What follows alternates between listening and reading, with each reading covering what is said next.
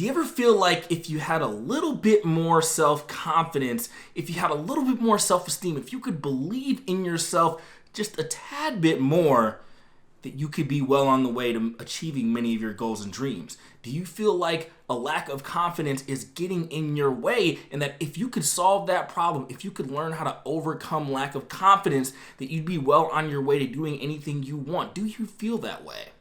In this video, I'm going to walk you through steps that are going to teach you how to become more confident. I'm going to walk you through proven psychological frameworks that are going to teach you how to build that subconscious level of confidence that you need to go out there and do some of the things you've been meaning to do in the real world. We're going to talk about several different strategies to help you build your confidence today. But first,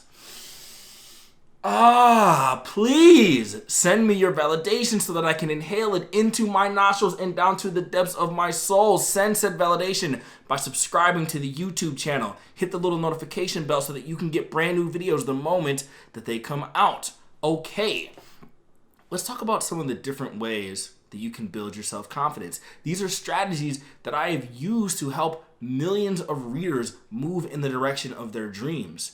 I've also worked with groups and students in many different capacities, helping them to get that confidence level that they need to achieve their goal.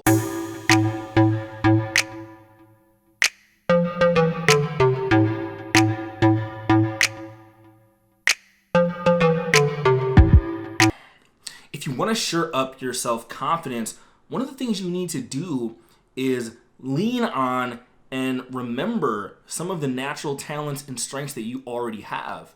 You know, a lot of people, they might lack confidence in certain areas, but it doesn't mean that you are completely and totally devoid of skills and things to feel good about yourself, right? So you have to focus on those aspects of yourself that are already somewhat good or on the way to being great. And if you move in that direction, if you lean on some of those things, you're going to have much higher odds of following through and building an overall core of self-confidence that you're going to be able to use in other areas of your life. So this is where playing games to win comes to mind. Step number one is playing games that you can personally win. So let's say that you are trying to transform your life. You're trying to have a level of confidence that you're going to be able to use to follow through and have discipline. The best way to build confidence is to build on the natural talents and strengths that you already have.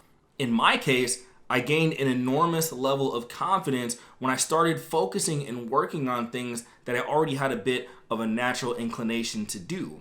So I started learning about how to become a better writer. I had always been told that I had the skill for writing, and a friend actually asked me to write for his website. So I used that initial little tiny blip of talent that was innate to me, and I started building on that. So if you choose a lane that you're already predisposed to being successful at, you're going to have much better odds of building that core level of confidence that you can use in other areas. And that leads me to step number 2.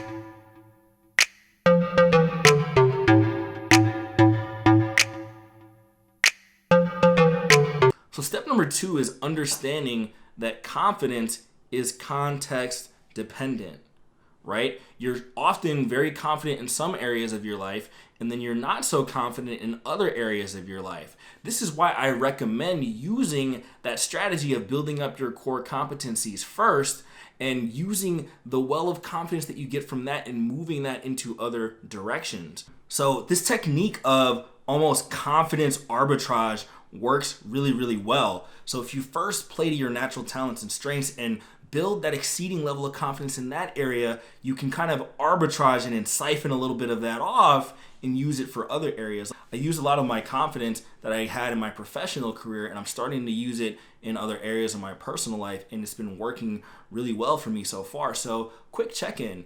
Tell me one area that you already feel confident in to a degree.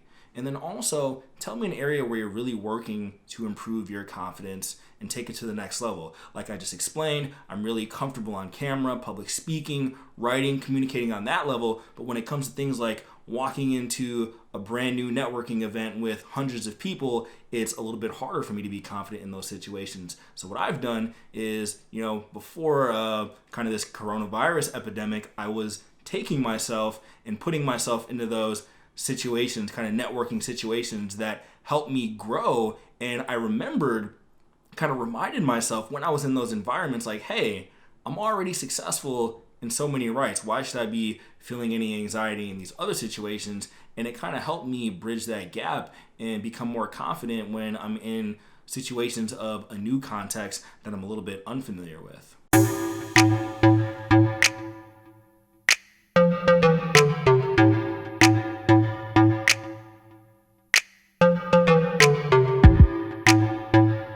Always want to be creating reinforcing feedback loops. So what do I mean by feedback loops?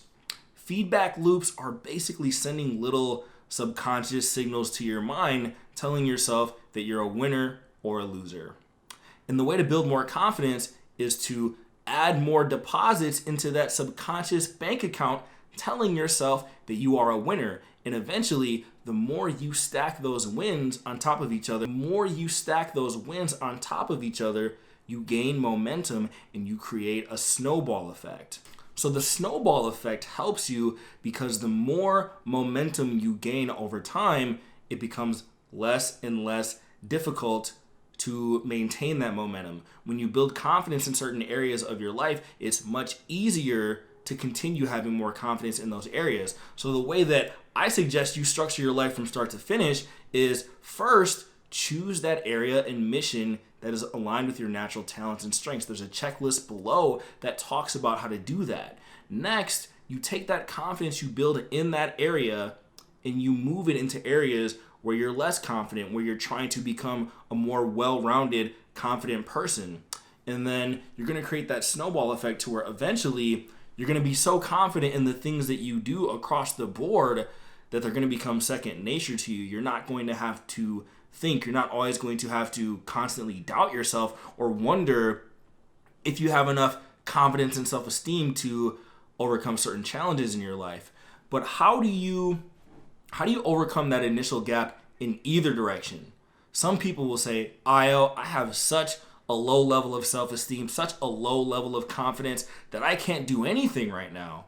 How do you develop something when you maybe in many parts of your life feel like you have little to no confidence, little to no belief that you're going to be able to go through the actions and do whatever it is that lack of confidence is getting in the way of, whether it's following a goal in your life, whether it's having a better career or business, whether that's having a better network, whether it's anything basically where you don't feel up to par and you know that that's getting in the way of your success. How are you going to overcome what has seemed like such a monumental hurdle for many people basically in their entire life? And the way that you do this is by creating the most minimum viable, minute possible goals to achieve confidence in any area as you can possibly think of and build up on that.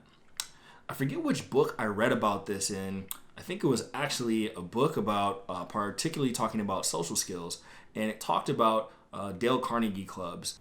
Dale Carnegie clubs are similar to Toastmasters, which is another great organization that helps people deal with their confidence when it comes to socializing and public speaking.